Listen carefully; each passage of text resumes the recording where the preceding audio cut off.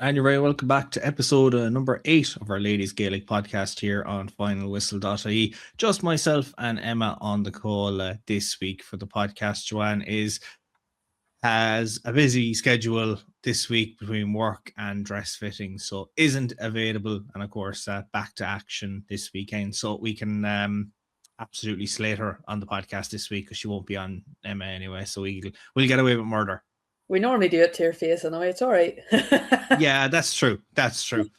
She'll just not be here to defend herself or for mana in the case of previewing the games. But we are back to action this week. We do have the penultimate rounds of fixtures in Division 1, 2 and 3 to discuss, and of course that game in Division 4 as well that's going to take place this weekend. We had a lot of ladies football last week, however, in the form of the HEC Cup finals and everything in relation to everyone calls it the O'Connor Cup weekend, but we do have a couple of other things to discuss from that. It's not just the O'Connor Cup, but TUD beating DCU for the O'Connor Cup was certainly the big result of that weekend.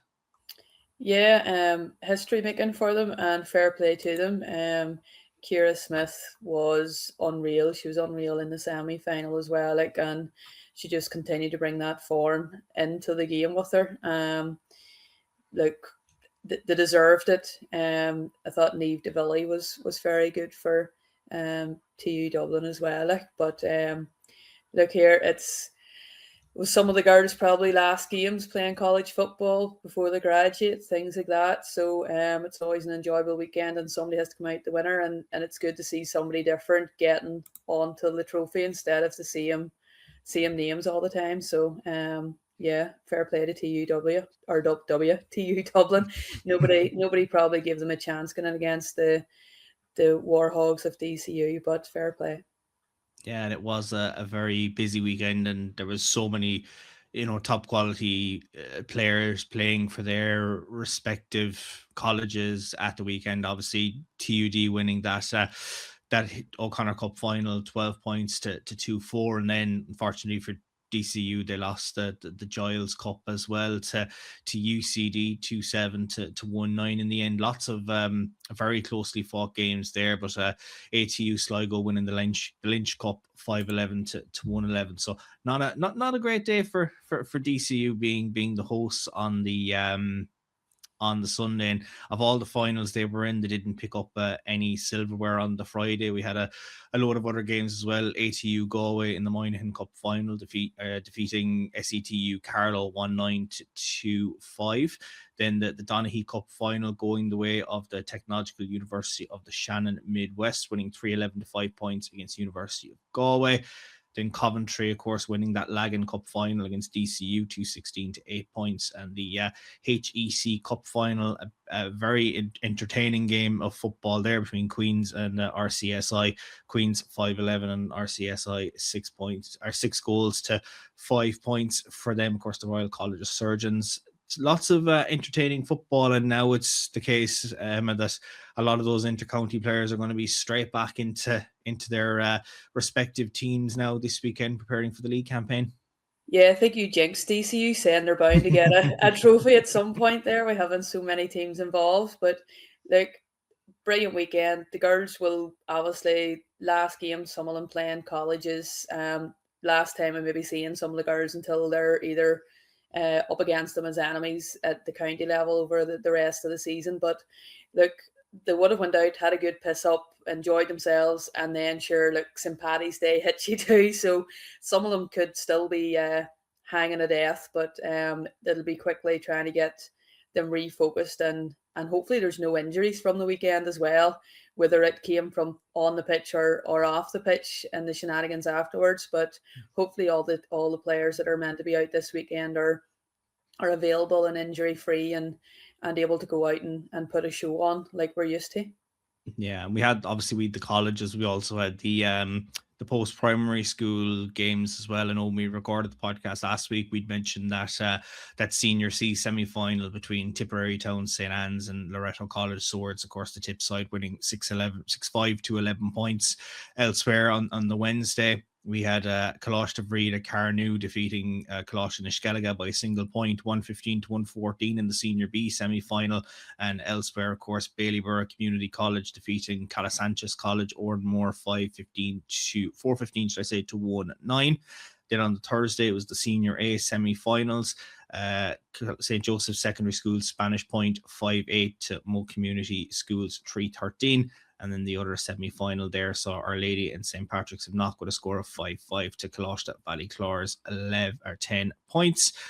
Then we had one game on the Wednesday. Of course, we're recording the podcast today with the Junior C Championship final, and St. John Bosco Community College out of Kildare and Clare defeating Salerno Secondary School 217 to 10 points. Alongside that, of course, we are going to see some other school games down for decision. It's great to see the school girls getting their chance as well on the big stages of Askin. We've the Junior B Championship final. That's Ballyborough Community School against St. Leo's College of Carlow. That's Thursday, the day this comes out. That's at 12. And then we have the Junior A final between Moe Community School and Sacred Heart of Westport at 1 o'clock. And then the following week, we will have the Senior C Championship final between Ballinrobe Community School at 1 o'clock on Tuesday, along with St. Anne's that we mentioned there from last week's game. Then Ballyborough Community College will play Diarmuid Kearney on the Thursday, time to be confirmed for that Senior B final. But the Senior A final is Our Lady and St. Patrick's of Knock against St. Joseph's Secondary School Spanish Point. That game is at 2 o'clock on the Thursday. So good to see the development there, Emma, for those school kids to get their chance. And it's, the school days, you want to have those experiences of taking your secondary school to All-Ireland finals, and it's a great platform for those girls to build on to potentially go into inter-county setups. Yeah, look here, whenever you get to any sort of final in the school, whether it's just your county final and then it moves on to Ulster, and just to get to those finals, it's amazing. You're making your clubs proud, your schools proud, your parish proud, your families proud, and this amount of support they'll get. Like Our Ladies in St. Pat's Knock, I don't think I've ever got this far before, ever. And it's amazing what they're doing. And that's just made up of 3 clubs, Carryduff, Breda and St. Bridget's Belfast. And it's class to see, and the promotion of it and out there, whereas before you wouldn't have knew who was playing in schools final, or if there was a schools final at a certain level, whereas you always would have heard of the Hogan Cup and the boys, but you never would have heard much of the girls. So look, it just goes to show the promotion and the development of just the awareness of ladies Gaelic football is improving, and it's amazing to see. And hopefully we'll get to watch the streams and stuff and see all those future stars shining. Yeah, and it's great for the pathways as well, that those girls can get that level of exposure in their school. They can play to such a high standard and then can go into their club or whatever way they, can develop their underage inter-county setups as well. The girls can come through that and then go into the likes of the minors and into the senior the senior squads and everything like that. Yeah, like the St. Pat's captain's Isa McCarran, she also is the Carryduff captain. Well, was she the captain? No, she got player of the match in the Ulster minor. So that whole development of Carryduff, the underage there, winning the 3 in a row at Ulster minor level, has obviously transferred into the school, and the buzz is there, the want to win is there, the expectation of the Carryduff girls and the standard they're setting is clearly going to ripple in through the school, and it's just brilliant to see. Like some of them girls, I'd say Down and Antrum's probably already got them earmarked for potentially stepping into the senior squad if they're not already in the senior squad, because some of them aren't minors no more, but they're still able to play school. So some of them could already be playing senior county and or on the fringes. And like I remember you watched a couple of years ago, or you read about it, and there was a few girls that you were just going whoa, and the likes of Emma Doogan and some of them were shining back then, and look where they're at now. Like, so look, reach for the stars, and sure, somebody will have to shoot you down. Keep going, like. Yeah, and it's great to see them getting their opportunity, and of course, best of luck to all of those respective schools getting their chance to play in All-Ireland final. It doesn't come around often that you get a chance to play in All-Ireland final, so certainly players will grab that opportunity with both hands. It'll be a while before we'll be talking about any All-Ireland finals in terms of the senior inter-county setups, of course, where we're back to league action this weekend. We'll take a look at the fixtures for Division 1, and we'll start with the top flight. All games taking place on Saturday this weekend in the penultimate round of action in Division 1. Armagh hosting Kerry at 5 o'clock, Cork hosting Meath, Galway hosting Dublin, and Waterford taking on Kildare, all at the same time of asking. Now, Emma, we're at that stage of the league campaign that it's a bit of squeaky bum time for a lot of teams in terms of trying to secure their status in Division 1. I suppose we'll start with Armagh and Kerry.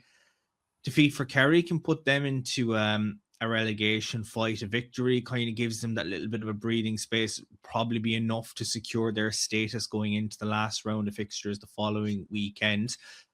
Armagh have had a tough campaign to date, but she was named to start against Dublin, but didn't. And I don't know if the little bit of a break that we've had, could Greg pull the Amy Mackin card now this weekend?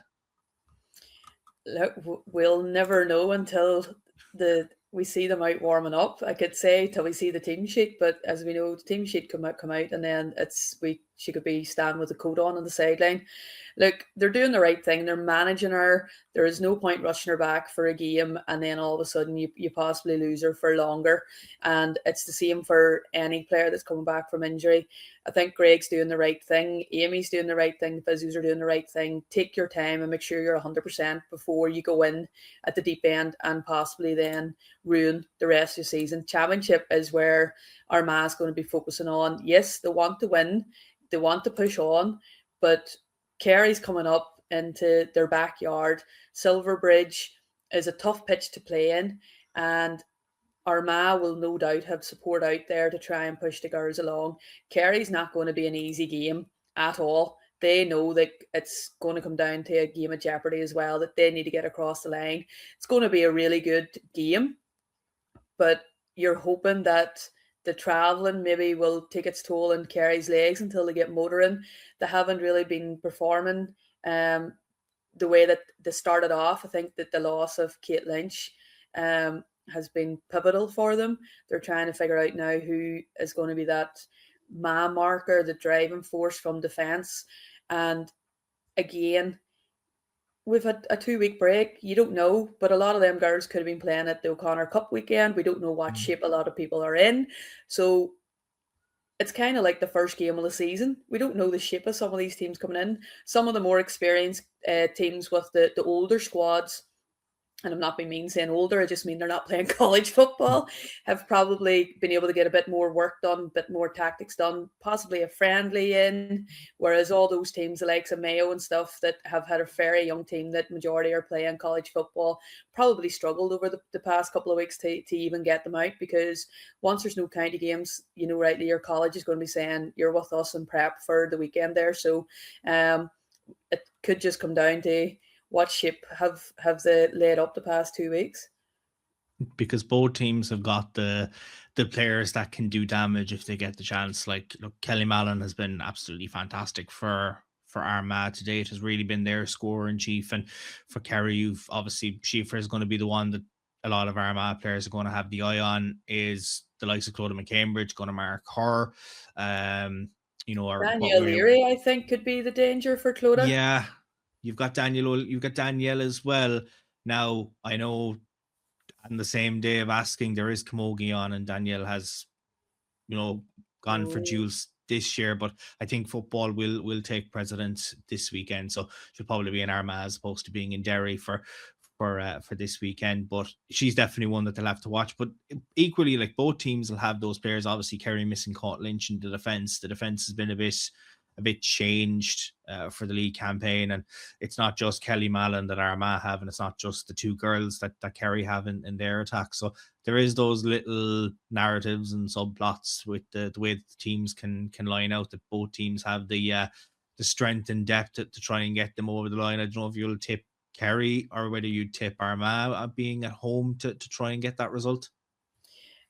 The way you kind of go, Kelly Mallon has been brilliant. You can see that she's got that spark, she's got the freshness with her, whereas both teams are trying to get not relying on their so-called stars, trying to get the right balance, strike the balance, get more people in. So who is taking in Koch Lynch's place? Whereas Clodagh, we know, is Armagh's fulcrum. Who do they pick up? What do they do?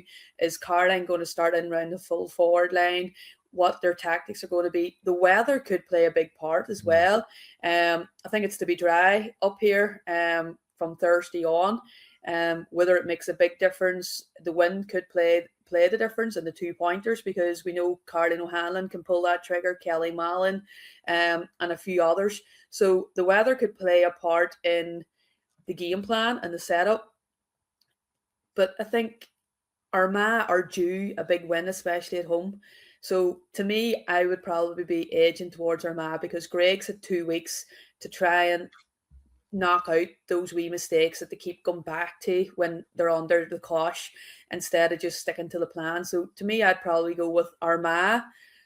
And you never know, maybe Kerry will get a wee helicopter or something, and Danielle goes between teams depending on the start times. But yeah, it's always tough being a dual player, especially when the fixtures doesn't play ball with you.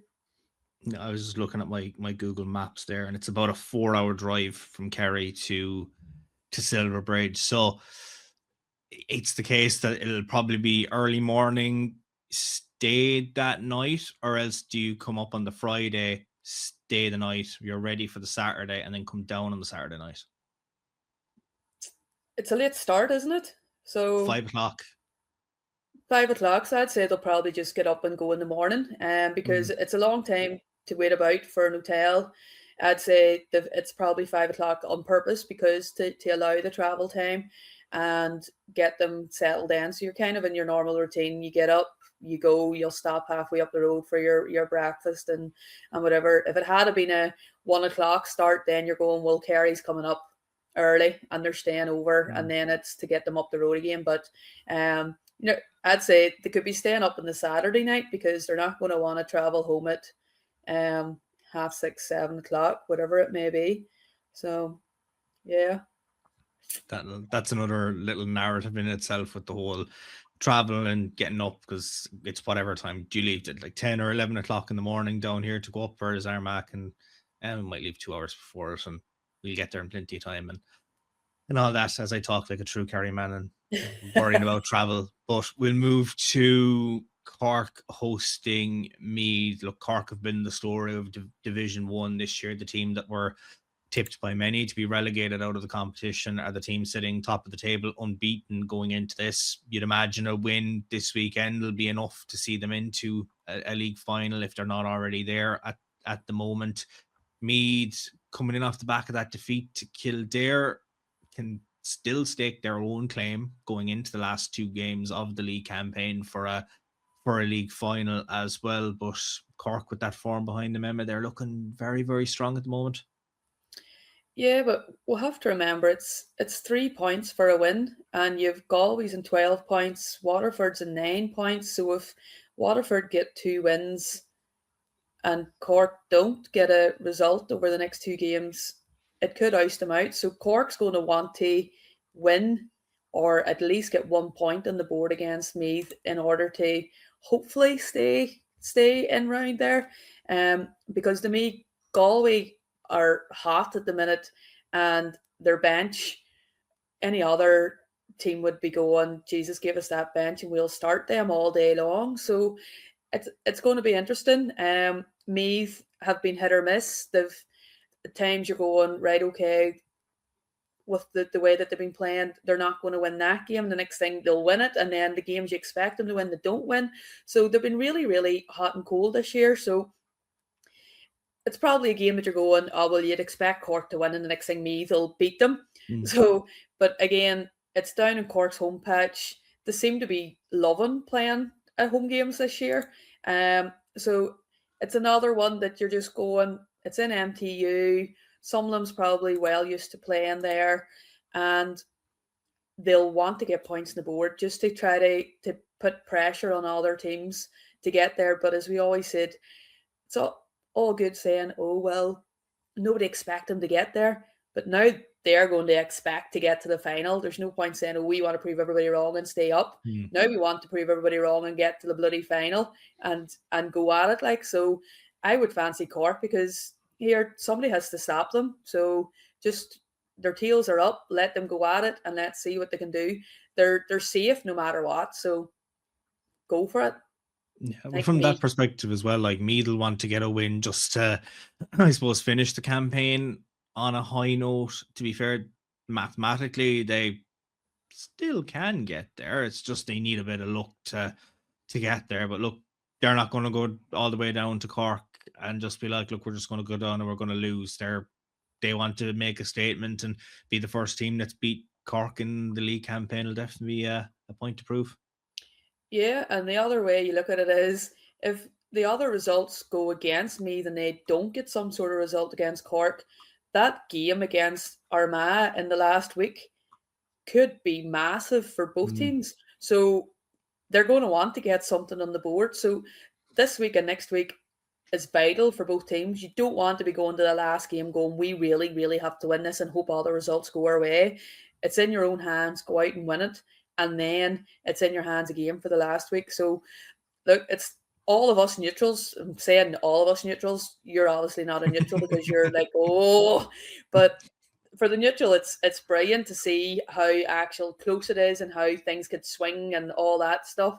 But if you were one of them managers and you're going, oh, if we don't perform, if we don't bring the right shooting boots, if we don't bring our communication, if we're still sleeping from our 2 weeks off, this could bite us in the arse. So Cork's going to be going, we want to get to final. Me's going to be going, well, we want to try and get out of this danger zone, because other results could bite them in the arse if they don't take it into their own hands. So big game for Meath. Bigger game for Meath than it is for Cork. Oh, absolutely. Because there is so much on the line for those teams that are just slightly lower down in the table. Like, you can talk about Galway against Dublin. Like, look, if Galway can get that, puts them in the driving seat. If not, assures it, because even if Waterford were to win their game, you're 3 points behind, but they play each other on the last day of the league this year. So it might be enough, but we'll have to see what way results do play out. But Galway against Dublin is a big one at both ends of the table, because if Dublin can get a win and results don't go the way for other teams that are locked in that bottom half of the table, puts pressure on them going into the last day of the league campaign to stay up. But from the Galway perspective, they can't drop points, because, as I said, if Waterford pick up a win, that could be disaster for them missing out in the league final. Yeah, like Kildare, Armagh, Dublin are all tied with the 4 points. So there, and then Meath and Kerry all in the 6. So it's a massive weekend for those bottom bottom 4 or 5 teams this weekend, and it's just every wee result is going to be huge. The points difference is huge, and then obviously it could go to head. So it's going to be mental. Like, Kildare are probably going, well, nobody will think that they'll beat Waterford, but that's probably the best place to be. So it is.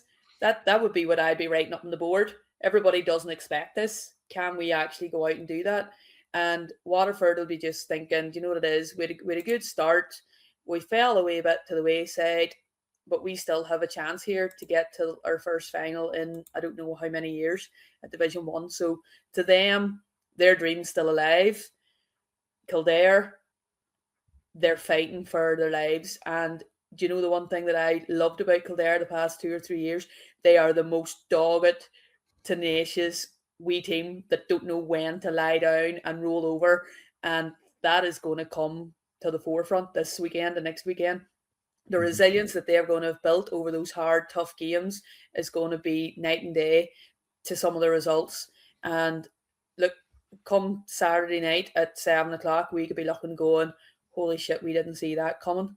And now look who's under pressure. So mad is in Division 1. Great crack for the neutral. Like Galway will probably be the red hot favourites going into this game against Dublin, just with the way they've been in this league campaign. They've, I suppose, had a very strong squad at their disposal since the opening round. Dublin have been given a lot of minutes to younger players and players that maybe were on the fringes of the panel last year, didn't get much of time around the championship campaign, and those players that we've seen get them to that All-Ireland senior title, a lot of them haven't featured as much as we might have seen for a lot of the other teams anyway in Division 1 in terms of their the star players, if you want to call them that. But Dublin will have that hunger to come into this game and say we need a win, because it puts us off the bottom of the table if we can try and get a result and move away from that danger zone. But Galway would be saying we want to make a league final and we want to push on and try and state our claim for a senior All Ireland this year.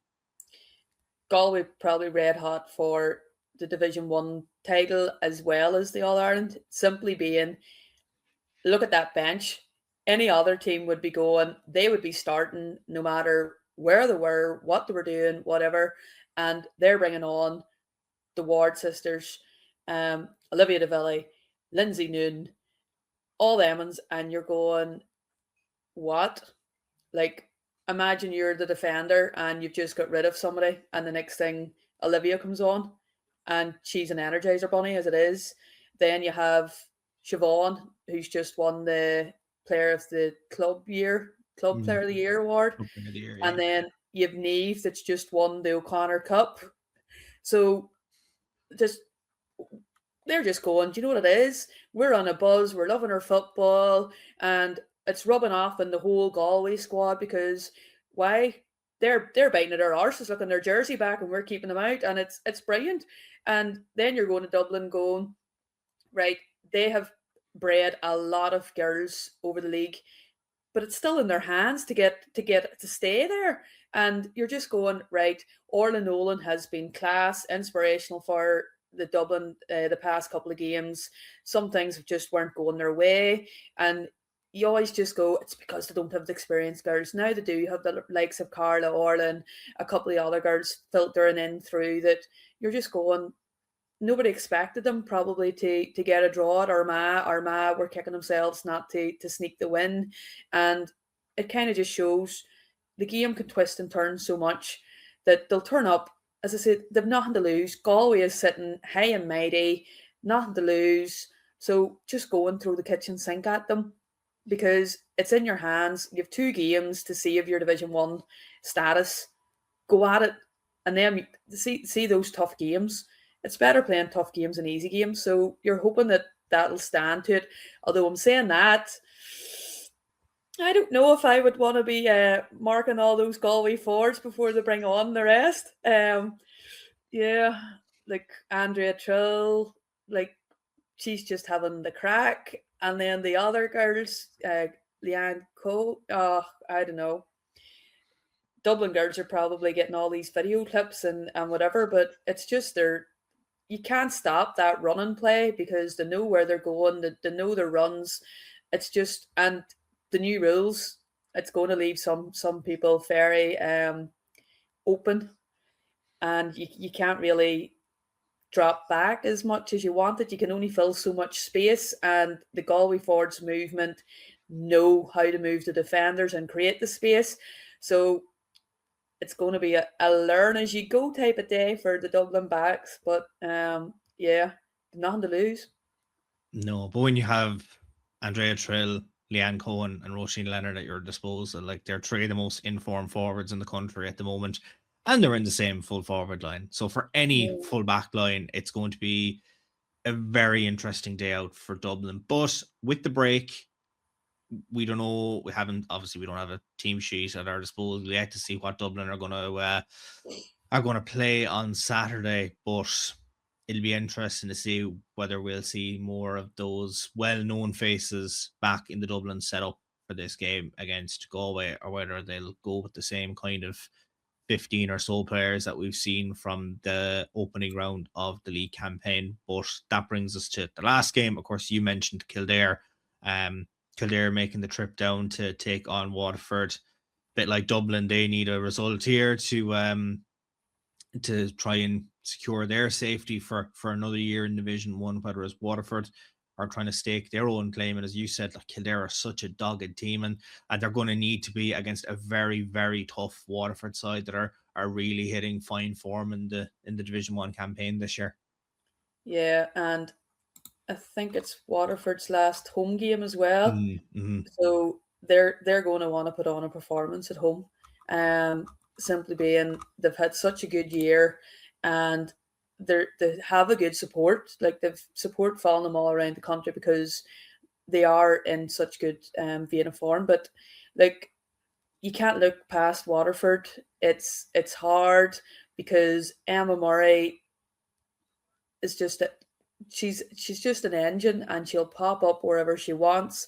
And as I said, they're working so hard for each other that they just kind of know the systems and tactics, and it's as if they've just been playing together for years upon years from the underage setup up, that they know the ins and outs, and they know where each other's going to be. And we keep talking about all their forwards, but they have some cracker forwards that are scoring for the crack because they're enjoying their football and their tails are up, and that's the type of football you want, and the belief you want, and the energy you want. Whereas Kildare, look, they've been dogged, they're fierce, they'll bite at their heels, they'll never roll over. So it could be an intense, just physical game that goes down to the wire simply because Kildare are going to set up defensively and hope to hit Waterford on the attack. And it is going to be a game of just mind games and the hope for the good ball out and see what way Waterford's going to set up against them. That could be a tight one because Kildare do know how to set up defensively and punish teams on the attack. So let's hope they don't sit too long, that it's hard to get the offensive going. Yeah, I had just checked there. Waterford are actually home to Galway on the last day of the season as well. So they have 2 home games back to back to build from it. But Kildare obviously are still going to come down with that intent. Like, look, they have their own top quality players that have put the scores in the board, but they also have Pat Sullivan, who was Waterford manager and knows Waterford inside and out. Waterford know him inside and out. So that's another sub narrative for a manager to set their team up now to play against their former side. Mind games already beginning. He knows what I do. He knows my sidestep. He knows that I try to do this. So it's mind games. It's whether Waterford can wipe the mind games, but can Pat actually bring all those strengths and weaknesses that he knows about into the game to bring them across? Again, you don't want to filter too much into your players because they'll automatically be thinking he's here to do this, they do that. So it could overthink them. So I'm interested to see what he actually tells them. It could be let's target such and such there, a wee hothead, and see if we can get them to throw themselves onto the bus. You never know. We don't know. We don't know what way it's going to pan out. But I managed to catch up with the Waterford vice captain Rebecca Casey ahead of the game just to chat about coming up against the former manager in Pat Sullivan, and of course the game this weekend and trying to secure 3 points to keep their hopes of a league final place alive. I'm delighted to be joined by the Waterford vice captain in Rebecca Casey. Division 1 has been an absolute minefield this year, and teams have beaten teams that you mightn't see results playing out, Rebecca. But from your perspective, you're sitting third going into this weekend. I'm sure, look, after the last couple of games not going your way, you want to return to winning ways ahead of that showdown now with Galway in a week's time. Yeah, definitely. We had a great start to the league, I suppose, and our last 2 games haven't really gone our way. But we've had a 3-week block there, well, almost 3 weeks, that we've been able to work on things that we weren't happy with, and hopefully that'll be evident in the Kildare game. So yeah, lots of things to work on, and it's still early days, so rather have poor performances now than later on in the year. And I'm sure those 2 defeats have been, good as well, despite, no one wants to lose a game, but it's still, you can kind of say, okay, we now have, ideas that we have to work on certain things. It doesn't give you that kind of a false narrative that everything is perfect and then suddenly you lose a game and it might knock the confidence. But Kildare this weekend, as you mentioned, like, for them to beat Meath last time out was a great achievement for them. And look, they're wanting to stay up. You're wanting to make a final. So there's a lot at stake for both of you this weekend. Yeah, exactly. It's competitive for everyone, and that's why Division 1 is so tough. You don't actually know who's going to win any weekend. You look at the fixtures and it's hard to predict what will happen. But I definitely, like, you know, I'm happy with, in a way, how the Cork game went, because we're after learning so much from it. You know, we went into that game, you always want to win every game, but our intensity was off. You know, our conversion rate was very poor again. So it's just something now that we've really put the head down over the last few weeks, and we're just ready to drive on now again for the next 2 games and finish it out strong, hopefully. Yeah, and look, I know that Cork game only, you know, ended in a 1-point loss. I know it was a tough defeat to take with the way that it had transpired at the end of that game, but I'm sure the intensity since then, in terms of training sessions, has been at such a high point now to try and get that full 60-minute performance now against Kildare on Saturday. Yeah, definitely. It was something we looked at. I felt Cork finished very strong in the last few minutes, and it's just to bring that intensity into our own game and try and manage the game when we're a point down, trying to even get the draw out of the game. It would have put us in a far better position. So we've had a lot to look at, and we've put in a lot of work over the last few weeks. So hopefully now it'll show. And I know there's obviously a lot of well-known faces within your own squad, but there's a lot of younger girls that have come in this year, and I think you're still a very young squad as well. But those younger players have come in and they've really chomped at the bit to, you know, to fight for selection. And when they do get their chance, they haven't backed down either. Yeah, there's definitely the core of the team, I suppose, have been around since 2015, 2016. We all would have played minor football together, underage football the whole way up. And, you know, then we had the next cohort in, they're all kind of in their early 20s. And I felt last year they really, you know, flourished and were playing great football. The likes of Breed McMaw, Eve Power, Anya O'Neill, they were really coming into their prime and had a few years experience behind them. And now we just have the next generation in. So the likes of Ruby Brown and Trassa Crotty, really, really good young girls who have so much potential and have a really bright future ahead of them. So I suppose the league is about developing a panel and giving girls game time, trying people out in different positions, and just to see, you know, what's the best team going forward. Because I know a couple of years ago things mightn't have been going as well in Waterford as you would have liked in terms of results, and finishing, you know, at the bottom end of a league table, Munster campaigns not going your way. But like last year, unlucky not to made a league final last year, and then went into Munster campaign, very strong Munster campaign, really gave Kerry a tough day out in that Munster final. Disappointed probably not to have gotten over the line that day, and then transitioned into an All-Ireland campaign that you did very well in as well, but just again didn't get that rub of the green. So there is that development there. We can clearly see it. You've done it again in the league so far. Just trying to obviously make a league final would be great from that perspective. But things are there that there's all positive signs ahead. Like those players that you've rattled off there, we've been rattling their names off for the last few weeks in terms of the scoring output. So there's a lot of positives with Waterford football at the moment.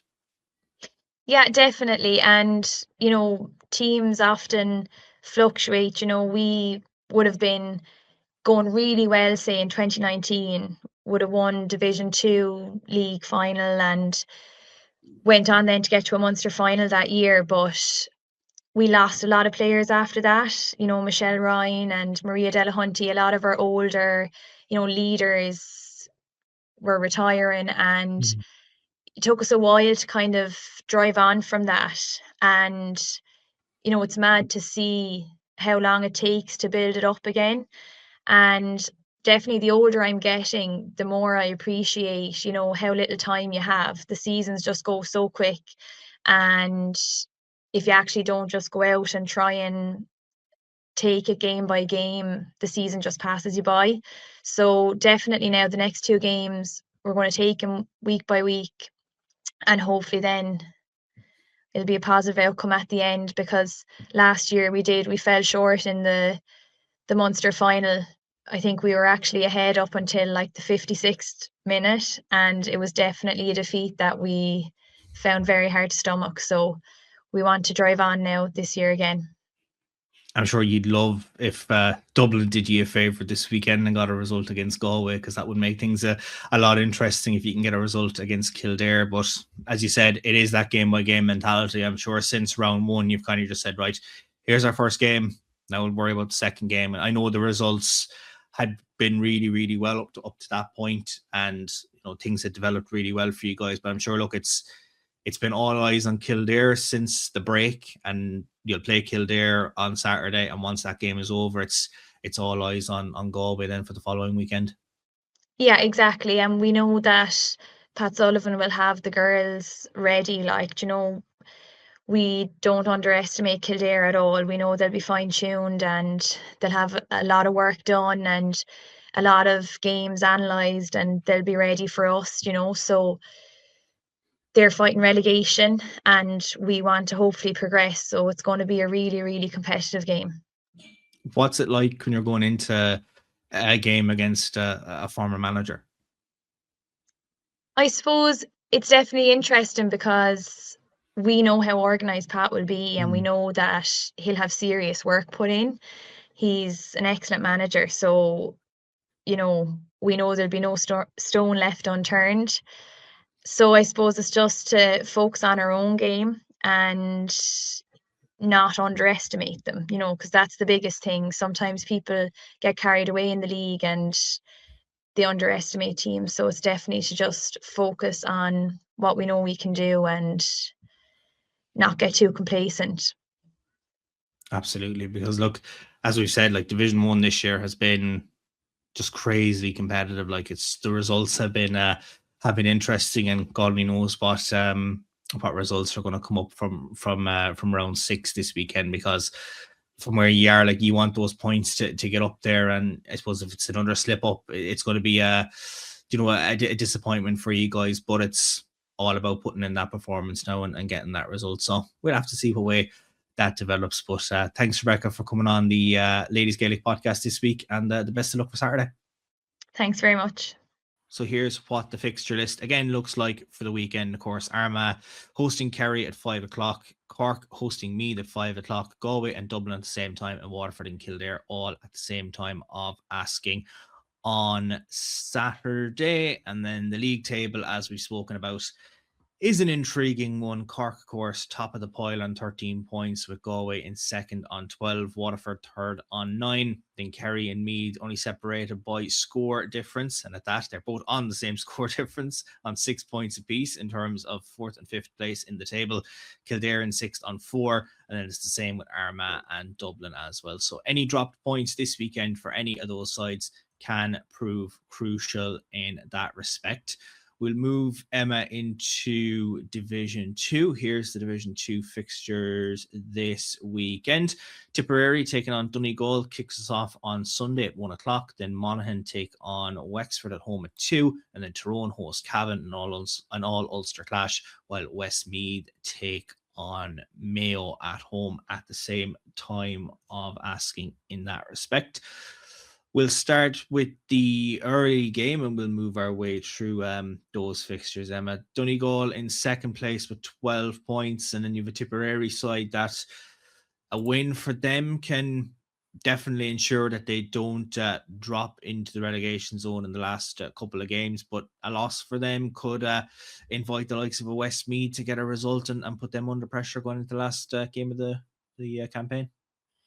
Yeah, as the saying goes, it's a long way to Tipperary, and it's even longer if you're away up in Donegal. So the travel is going to be monstrous for Donegal there. I'm kind of assuming that they must be going down to stay if it's a 1 o'clock start to get up the road. But it's a massive game for Tip, because next week they also have Tyrone, so they'll want to get something on the board. Tipperary have had a strange season.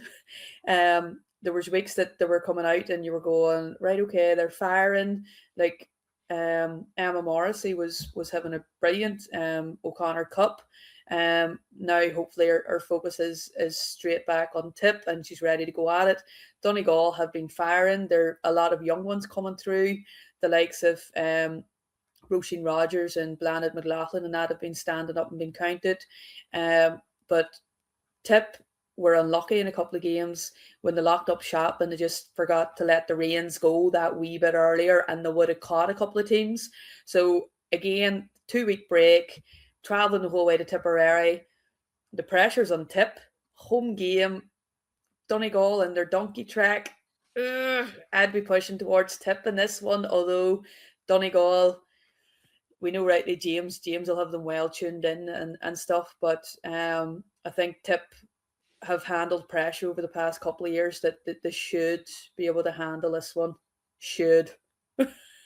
And you would imagine Donegal will stay somewhere close by for the day that's in it, because that's a long spin down to get up on a Sunday morning and make your way down for a 1 o'clock throw in Tipperary. But look, we've seen what way results go in Division 2, and obviously you look back at that Tipperary game against Monaghan, the way that transpired. I'm still waiting for Monaghan's appeal process to see about the 2-pointer. Might go as long as what we've seen from the African Cup of Nations this week, that result got changed how many days after it happened. So they might want to get that appeal process in if they want to make sure that they avoid relegation in their own respect. But look, Tip are a great side. They've got great history. They got home advantage. But if Donegal can get a win and hope that Cavan do them a favour in the game against Tyrone, looks like that's going to be it for them to make a league final and get promoted back to Division 1. Look, it would be massive for Donegal, and we all know what James is like. He will be pushing them. The girls will have the fire in their bellies and go out to want to do it. Donegal is a really, really proud county, and they will want to be up there. So look, I'm not saying they're going to go down to Tipperary and it's going to be a wee field day or nothing like that, because Donegal, they don't know again when to lie down. They have the mix of experience and youth. The youth don't have a clue who anybody is that they're playing against, and that's probably the best way to be at it. And they turn up and it's just go, oh, hi, shake hands, nice to see you. You're going to see my boots whenever I'm running in front of you, and that's the way it's going to be. So, look, it could come down to the wire. It depends on Tipperary, what form they're going to turn up in. Donegal have been in fine form.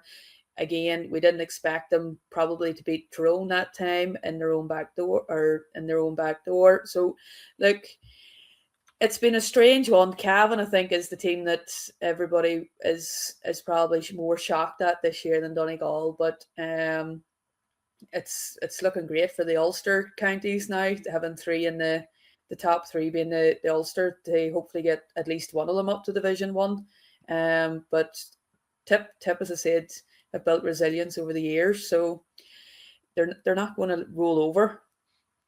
No, and obviously those other two of many Ulster teams that are competing, of course, in this division. We have Cavan making the trip to Tyrone. Cavan unbeaten so far in this competition. As you said, they have been such a story, the way that they've just gone about their business really, really well, really taken that game by game approach, despite it being cliched. They've just gone and done their homework on each team. Now they're taking on a very tough Tyrone team, and I'm sure with Tyrone playing senior football again later on this year, they would like that promotion to Division 1 just to maybe give them that confidence boost going into that campaign. But home advantage, they've got such quality at their disposal, but Cavan won't fear them either based on the results they've put in place so far in this campaign.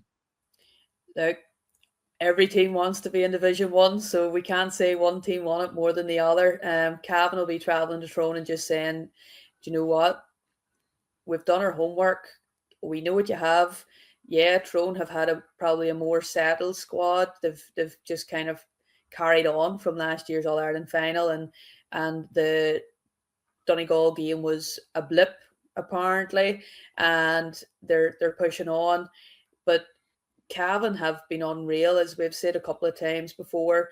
Their underage setup has been they've been winning the silverware year on year, or always near the A finals, and now it's playing dividends.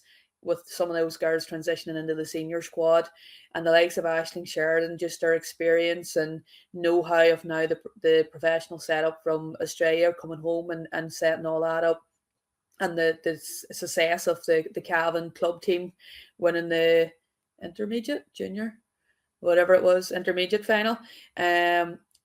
It's, again, they're on a high. It's a bit like Dublin. Cavan football is on a high, and it's going to be hard to bring them down.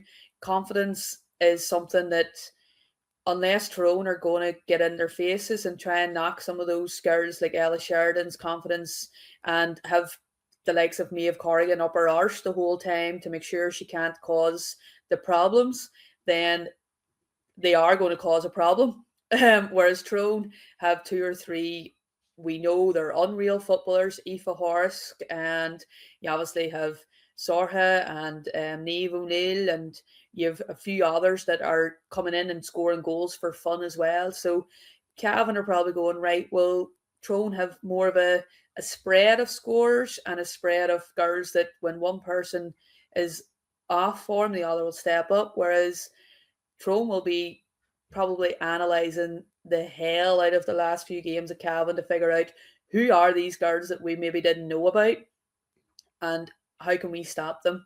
So it's a top, you might as well say, it's a top of a table clash, and it's probably a 6-point game if you look at it in the way that it could swing, because Tyrone have to do the big track to Tip next week, and Cavan have Westmeath at home.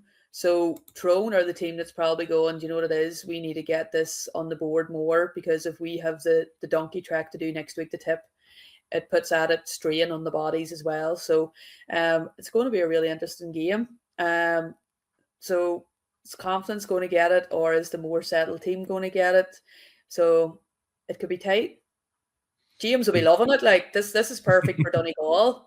So it is, because somebody's going to take points of each other out of them too. So it's perfect for Donegal, but at the same time, Donegal have to do their own work and Tip.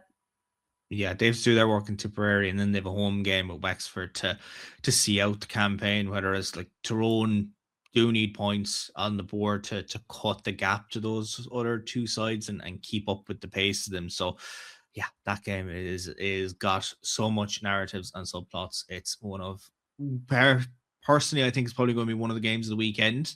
Just it's still got such riding on it in terms of this division. And then elsewhere, Monaghan against Wexford is a big one at the bottom end of the table. Look, if Wexford don't get a result out of this, then they'll effectively be relegated this weekend out of Division 2. Result from Monaghan can give them a cushion to Westmeath as long as Westmeath don't get a result in their game. So Monaghan will fancy it. And we mentioned her coming back, Cora Courtney's influence for them, like to have a player like her. Look, she's been absolutely fantastic leader for them, but back now again, and someone that can probably guide the ship for a home game against Wexford to get some points on the board and, you know, put a bit of relegation threat at ease. Yeah, like Monaghan have been steadily improving game on game. That comeback against Tip, nobody expected it probably. Tip probably didn't expect it at all. So again, Cora just brings that experience, steadyship, know-how, when to speed it up, when to slow it down, who to get in the ball. And their forwards, Leanne, and is starting to kick into play as well. And obviously Rosemary Courtney must be trying to go, do you know what, Cora, I was here all year, you only come in, so I'm still the top Courtney. So the competition there is unreal. And like, you would expect Monaghan to beat Wexford, and it's no disrespect to Wexford, but they just seem to be struggling, as in, I think it could be a more mental for them now. Than they're always getting the really high scores, and you're going, well, your forwards can score, but they're always conceding so much. So I think what we had said was the 2 weeks that they've had, hopefully they've been working on their defensive structure and their communication, and to try and stop those gaps. And if they have been working on it, it could be a completely different game for Monaghan, that they're going to have to be patient, and the game management and movement is going to be crucial. So again, massive game for Wexford. If they don't win this, they're down. Monaghan will be going, do you know what it is? We want to try and kind of settle ourselves, and be out of that danger zone so that there's less pressure on us.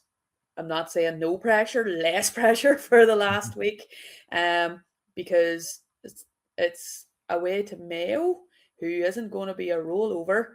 And, rightly, Mayo and Monaghan always have massive battles, and it's one that even back in the day, you knew rightly, Deanna O'Hora was probably the one causing the battles, but it's going to be a big one for Monaghan. It's in their home patch, and you're just expecting them to start turning the screw and get into, let's get as high as we can, take the pressure off for next week and focus on ourselves before we'll have to go to Mayo. So I would fancy Monaghan.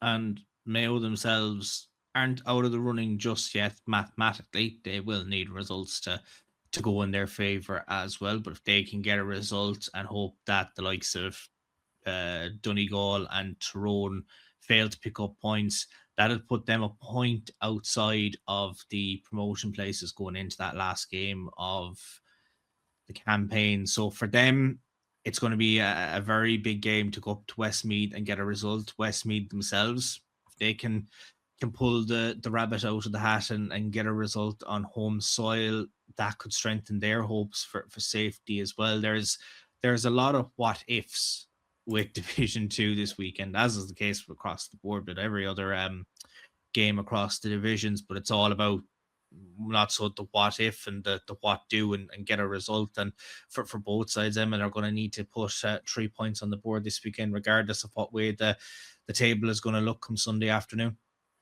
Look, Mayo, Deanne has constantly been saying that she hasn't had a full squad out to train because of the O'Connor. I'm hoping all her girls got through injury free, hangover free, whatever free, that they're able to go out and concentrate. Because see, if you want to get to the top, you need to not even have your best players. You want to beat the best players. So Westmeath are going to be going, do you know what it is? We want to beat the best Mayo to prove that we are still that standard. Westmeath have been scoring freely as well. It's been defensively. I think that's been the common denominator in a lot of the games. You're going, Jesus, it's a really high scoring game. And then you're going, but you're conceding just the same amount. So it's all well and good. You're looking brilliant, popping scores over. But if you can't stop the other team scoring and work on your tackling, your turnover, everybody wanted a wee bit more physical contact. Can you not handle it now and take the ball off them and go? So you're just going, can we get more turnovers? Turnovers is ultimately going to win a lot of games for a lot of teams, because if the other team don't have the ball and you do, and you can do all that scoring that you've been doing, you're going to come out with your head up and your tail up by the end of the game. So massive in every game. Who has been working under defensive structures in play, and who has come out of the O'Connor Cup and St. Paddy's Day midweek fiascos, headache free and injury free. So Mayo, look, they can only go out and win their own game and hope for the best in the other results, because you can't control other teams. Control your own team, go out, try to get the win on the board, and then if it comes down to the last game and it's in your hands, throw the sink at it and go for it. You have none to lose, but you can't rely on another team doing you a favour. And Westmeath will be thinking the same. If they get a win and Monaghan don't, they jump Monaghan. So it's going to come down to the wire. I don't know, the league table maestros are going to have a nightmare just putting this in. They'll be having shock factors every time a new result comes in. It's nice to be a neutral for Division 2. I don't really care about any division right now, so I'm happy as a pig in shade. I'm just going, Jesus, they're all good. And here's a rundown through the fixtures again for the Division 2 action returning this weekend. Tip hosting Donegal at 1 o'clock on Sunday, and then Monaghan hosting Wexford, Tyrone hosting Cavan, and Westmeath hosting Mayo, all at the same time of asking 2 o'clock on Sunday. And here's the look at the Division 2 table for the weekend. As we'd mentioned, Cavan topping the pile with 13 points unbeaten. Donegal in second with 12. Both of them looking for results this weekend to get one step closer, if not secure promotion this weekend. Then we have Tyrone in third on 10, Mayo in fourth on 8, Tipperary in fifth on 7. Monaghan in 6th with 4, and then Westmeath in 7th with 3 points, and Wexford bottom of the table with no points. Every point matters for those sides across the board this weekend to state their own claim for safety, avoid relegation and everything, so on and so forth, with promotion and all that factors. Let's move swiftly to Division 3. And here are the Division 3 fixtures for this weekend. Down hosting Limerick at 1 o'clock on Sunday. Antrim taking on Laois at 2. Fermanagh hosting Clare, and Roscommon hosting Louth as well. So plenty of big fixtures at this weekend in Division 3. Louth topping the pile at the moment. They've been unbeaten to date, and Roscommon aren't out of the running yet in terms of for promotion and everything like that. Again, like other teams, they need those results elsewhere to factor into their ones as well. But if Louth can get that result, that'll be a big one for them to state their own claim for promotion for Division 2 for next year, and make a league final as well. And they've not put a foot wrong coming into a league campaign fresh off winning an All-Ireland. Yeah, if Louth win this week, they're basically in the promoted already, because Antrim and Down play each other in the last game. So if Louth win, they go to 16 points, whereas Antrim and Down, if they both win this week, they're still only in 13. Only one of the teams can get 3. So, look, it'll be massive for Louth. As I said, it was the same about Tyrone. They've just brought their confidence from winning the All-Ireland last year into the league form. Louth are a very settled side. Anya Breen is pulling the strings in around the middle of the pitch, and they're driving on. Like, everybody was kind of panicking. Well, Louth maybe panicking when Kate obviously hung up the boots. Who's going to fill that? Because she was a free taker. She was the target person. She distracted a lot of defenders just with her prowess, and everybody wondered, were they going to find somebody to step up? But they haven't found one person. They've found 6 forwards that are willing to work and move and hassle and harry, and their subs that come on add to that as well. So at times you're just going, now before maybe they were looking for Kate all the time and Kate was getting all the frees. Now they don't know. They don't have that pivotal person. They have to look at everybody because they're all able to step up and go for it. And it's good to see. And look, if they can get the win on the board this week, fair play to them. But Roscommon are not going to be any kind of lie over. Aisling Hanley is probably one of the most underrated forwards in the country. To me, at times, it looks like she isn't involved in the play at all. The next thing, oh, there she is, and she's just scored a goal or 2 goals or whatever. And it's just the wee sneaky run in behind. You think she's coming out, and then all of a sudden she's away. And if the backs aren't aware to it and you don't have cover in, she's got you. So again, she did, whoever, play in the O'Connor final against the ECU. She looked as if she came out unscathed. Hopefully, fingers crossed, because Roscommon will need her firing to try and get the points on board. And then it's in Roscommon's hands for the last game to see what they can do, which is obviously a derby game for them in their last game against Clare. So that could come down to a big one as it is. So Roscommon will be hoping to go and put pressure in Louth this weekend and see how it goes. Plus, it's a home game for Roscommon. So, look, it's a big one. Both teams have something to go for. Louth will obviously want to lock in the final with one game in hand. Like, Roscommon will want to put pressure on. So it could be a tight one. Yeah, and look, Roscommon have 6 points left to play for to bring them up to 14 in the table. That'll, see them 4 ahead of Antrim or a Down if they don't get the results, or if there's a draw in the last day of the season. So every point for them is crucial. Now, I know Roscommon and Clare, there's a nice little bit of a distance in terms of locality, but it'll definitely be a derby on paper if both of them need results to get themselves either to safety or to promotion or whatever the case may be with Division 3. But like Loud and Roscommon is a big one, but so is Antrim and Laois when we were talking about those other teams that have varying factors. Like, look, if Antrim can get a result against a Laois team that are threatened for relegation at the moment, then that's very much it in terms of, trying to secure their, promotion to Division 2 and to get into a league final as well. But Laois know they have to get a result this weekend. If they don't, puts more pressure on them for the following week. And you have the likes of Joanne's Fermanagh and Clare around there as well. So every point for them is crucial to try and claw themselves out of a relegation zone. Yeah, look, it's do or die for Laois because they have Louth the following week, and you can say the same about Antrim. It's do or die for them for the promotion stakes because they have Down the following week, and Down have Limerick this week. And no disrespect to Limerick, you would expect Down to beat Limerick. That's if Limerick can find the pitch, if Down give them the right postcode. But it's it could be an interesting game. Laois has probably been the team that we've probably been disappointed in, if that's the right saying. Just in the results, we probably expected them to be firing a bit more, pushing on a bit more. That they have started to hit a bit of form. Can they build on the form? But it's a long way up to Dunsille from Laois to travel to. So, look, it depends on what Laois team turns up.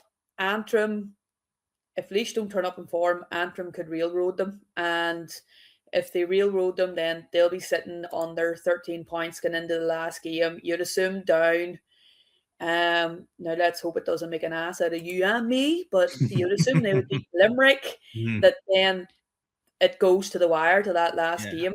And Down's at home to Antrim, which would be a local derby. Normally we would have played Down in friendly games and they would know each other inside out.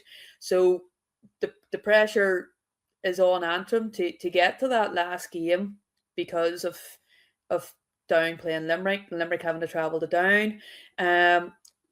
But here, Laois need to turn up. They need to turn up. We know that they're decent players. Like it's not like they've all of a sudden clicked their fingers and they've become no good. That you're going, what is going on? Can you get this transferred onto the pitch? A bit of belief.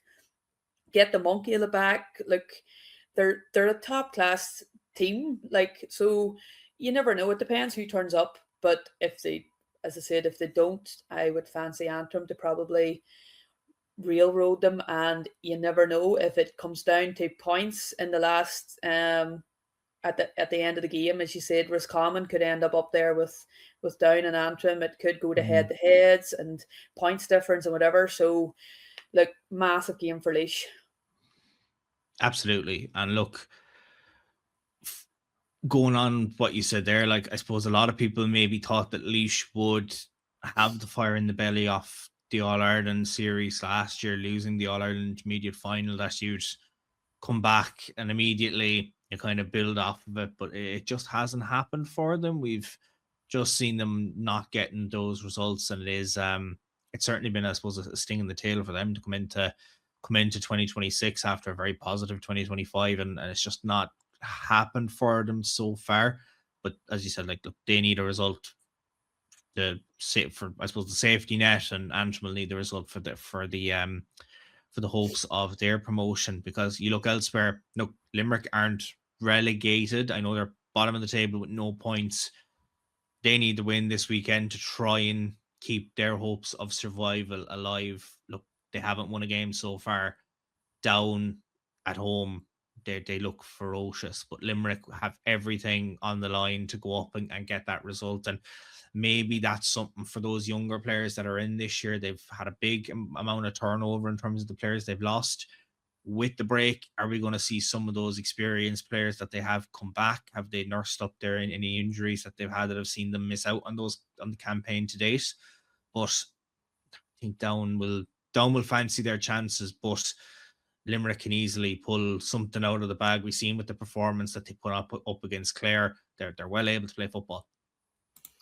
Look, as we said, no team has lost a game before they turn up. It's 15 against 15. Look, I keep talking about travel. Limerick to Down is still a long way, and we don't know where in Down they're going.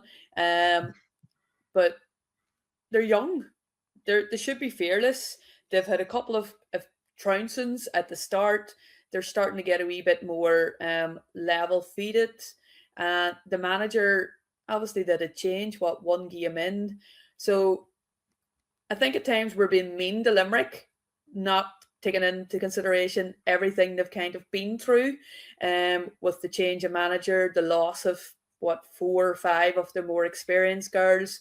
Roisin's obviously been out injured. Maybe the 2 weeks has given her a bit of a oomph to get back. So we don't know. Like, we haven't seen no team sheets. We don't know who's turning up. We don't know who's travelling. So it could be a complete surprise for everybody that all of a sudden you have Roisin and a couple of the other girls back that'll give the young girls a bit of belief and push. But look, Limerick have nothing to lose, and Down have more to lose than Limerick. Simple being, if they don't win, the game against Antrim isn't going to really, they'll have to win it then. Like, the pressure is on them. They have to win this week, or the game against Antrim, they must win, unless Laois does them a favour. So, like, it's every team is out for themselves this week, and it's a good one. I don't know. Let's hope Limerick travel with a bit of belief and just throw everything at them and see how it comes out. But look, Emer Fitzpatrick and a few of them Down girls, they have been in great form. That even a strong Limerick team travelling, I would still fancy Down in their home patch because of what's on the line. Yeah, like there is an awful lot for teams. Look, we're speculating team selection at that. It's mind games when you come to team selection anyway, because you mightn't get the truth on terms of who's available and everything like that. But look, there's so much on the line for Down to get that result. Obviously for Limerick as well, they want to get the win. Moving to Fermanagh hosting Clare, and she's not here, so we'll both say a win for Clare. It's a massive one for both teams here, because if whoever leapfrogs each other there, it is a hand in. Fermanagh, don't know, Joanne must have bribed LGFA or something. They've 2 home games, the last 2. Were they not at home last week as well, or the last game, not last week? So home advantage, going to Canale, them girls know the pitch inside out. And yes, you can always say home advantage is good, but Clare, they've started to build a bit, Clare. They've starting to get a bit more about them and push on. And Chloe, I think, has been the main player, their creative person to the fore, and she is going to be vital to Clare getting points on the board. And I don't mean by her scoring them, I mean by her just being that creative, the visionary, and the settled head, the bit of experience there. I'm putting a lot of pressure on her here, like, so let's hope she's actually on the team sheet, as we've been talking about. But it's a big one, because the following week, as we already said, Roscommon and Clare, Fermanagh have Limerick, who will have to travel the whole way up again to Ulster, unless they've big money up there and they're going to keep them for the week. I don't know. But it's coming to the wire. Fermanagh are probably going, do you know what it is? 2 home games. Let's focus if we can get 1 point against Clare. And again, I'm disrespecting Limerick just because of their travel and the way that they have been performing. They could pull it out of her bag, and I will hold my hands up and say fair play to you if you beat Joanne, because sure, why not? But Fermanagh is probably going, do you know what it is? At least we're not playing a Louth, an Antrim, or a Down in our last game. Whenever, if Limerick doesn't maybe get the result this week against Down, their heads will be down already. So, but again, an angry animal Limerick could be if it is the last one and they're already down. So you don't know. It's a tough one to call, that one. Mid-table, all in the line. Fermanagh like a wee draw. So let's wait and see. Joanne will maybe have to take a couple of wee breathers and bin times this out and come on again. Well, we did mention about her disciplinary record the last time and her talking about sin bins and everything. And if she does get sin bin at this game, it'll be absolutely hilarious. But it's 3 home games in a row now for Mana. Obviously, they had the win against Down. Now they've this game and then you've Limerick. I'm sure it'll probably be cheaper for Limerick to stay up in the north for a week with the cost of petrol and diesel down south at the moment. It'll probably be easier for them. But it's a big game. Like, we'll just have a gander at the league table because this is where everything does really come into the perspective of it. Because, like, if you look at if Clare can get a win on the board this weekend, obviously that puts them on to 9 points.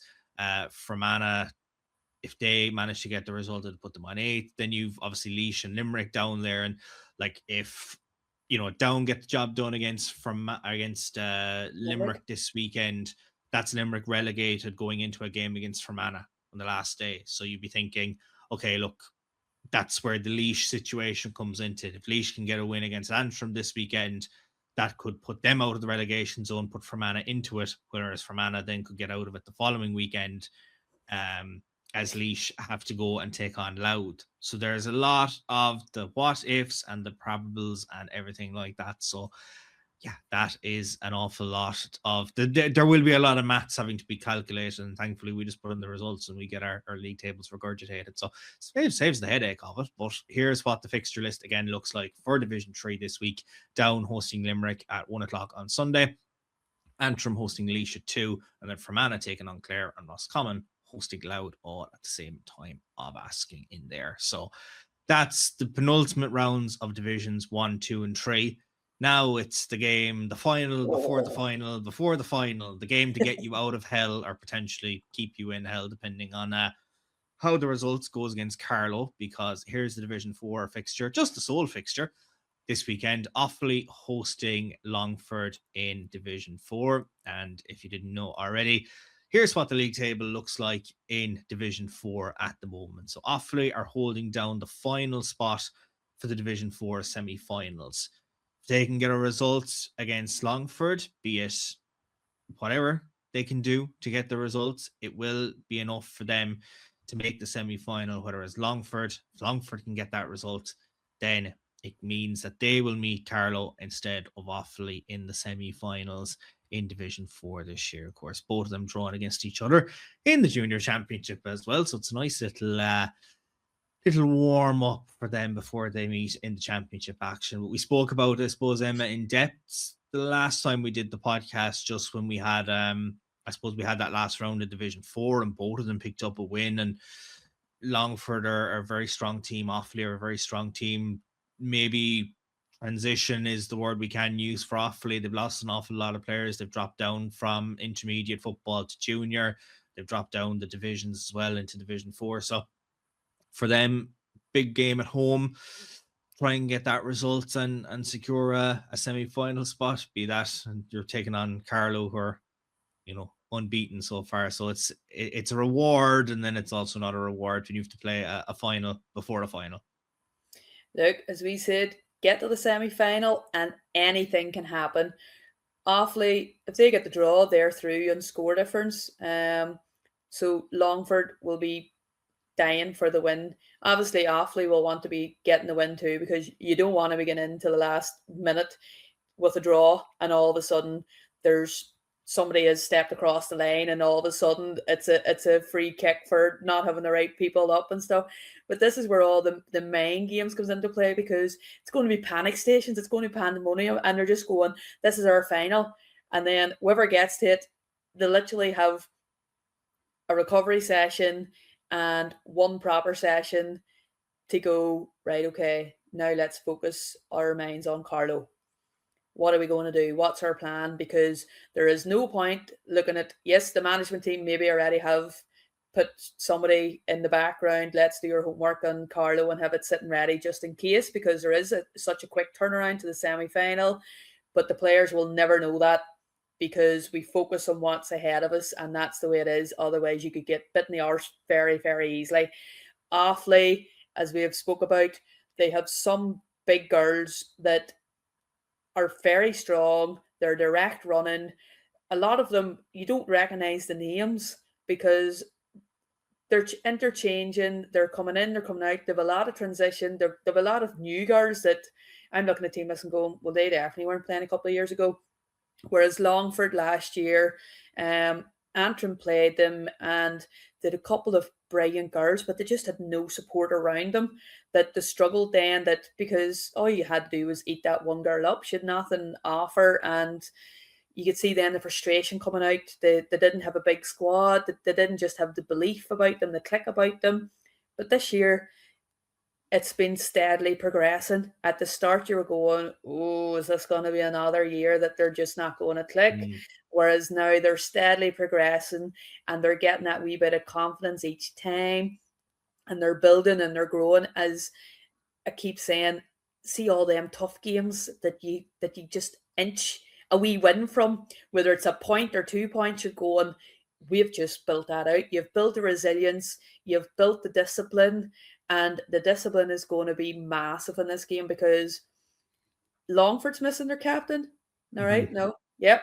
Longford's missing their captain. Who's going to step up and be the leader? Are they going to have 15 leaders on the pitch, or are they going to be looking to the sideline for instructions from the captain that's not actually in the pitch? Because at times that one person is maybe the one voice that you're tuned in to listen to, that to tell you, drop back, do this, do that. So that's why I always feel it's important to have loads of leaders on the pitch, that it doesn't take that one person to talk to you, to tell you where you should be, what you did wrong. It's a bit like Bruno in Man United. You don't need a one Bruno, you need the 11 Brunos. So we need that in Longford. They can't be feeling sorry for themselves without having their captain on board. The rest of them need to go, do you know what it is? We're going to get to your semi-final. I keep going to say final. We're going to get to our semi-final, and then that is where we're going to do it for her and build on. And the captain can't be feeling sorry for herself. She needs to be focusing on the team and the girls that's going to be out there doing the business and helping all those girls settle into her role and settle into organising, communicating, discipline. She could be the one person on the halfway line screaming, don't cross the line. Give her something to do that will keep her focused, but keep the girls knowing that she's still there at some point, because it's a bit like having somebody injured, a key player injured. It's hard to deal without them being there. But if they're involved somehow in the background, whether it be maybe the warm-up or giving them that certain role, it helps so much. But I think could home advantage sway this? Because it could be pretty tight. It could be pretty high scoring. You'd fancy a couple of sin bins and indiscipline. So, but again, new rules. Indiscipline and a sin bin is tougher to work off, with the having to keep the 3 up. So look, it's a final before a final before a final. Who do you fancy? I'm going to put you in the spot. Ooh, yeah, really put me on the spot. I'd say Shian is going to be the one that's going to be on the sideline screaming breach for Offaly, and there's going to be someone from Offaly screaming breach every time. Just keeping an eye on Longford, because you have those tap over frees and everything like that.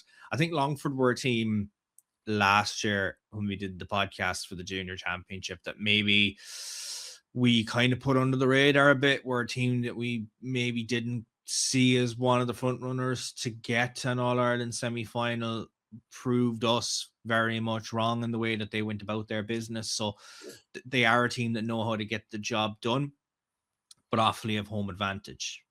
And this could be a low scoring game for the purists, and it could just be the case of hold the ball for 60 minutes and get our scores, and only take an opportunity when it's the right opportunity and not rush anything and anything like that. I think Offaly, I'd be tipping Offaly just with the home advantage element of it, and maybe the way that they can set up defensively and, you know, try and limit the likes of a Katie Crawford getting on the attack if she becomes the leader now that Shian isn't in the squad. So, you know, she's been a very strong forward. Not to single her out, there's plenty more players in that Longford team that are well able to get their scores when needed, but I think Offaly will set up to try and put out as many fires as they can in this game. But it's so hard to call. As you So you're said, calling a boring game with I, a I, last minute, 2 minutes to go. Let's go and get a fist point over the bar. Oh, this could be, this could be, you know, steadily progressing for 55 minutes, and then the final 5 minutes, you're probably going to need defibrillators on the sideline for both teams, like for the supporters. This could be, you know, one of the most enthralling endings we're going to see in the league campaign this year. Like, this could be right down to the wire. It's got that written all over it, but again, it's all about, can both teams put together the result? But it's so hard to call because both teams have the quality. It's just all about, I suppose, putting together that performance. But Offaly will fancy their chances, Longford will fancy theirs, and it's whoever can, whoever turns up in the day, whoever can get the scores over the bar or into the back of the net.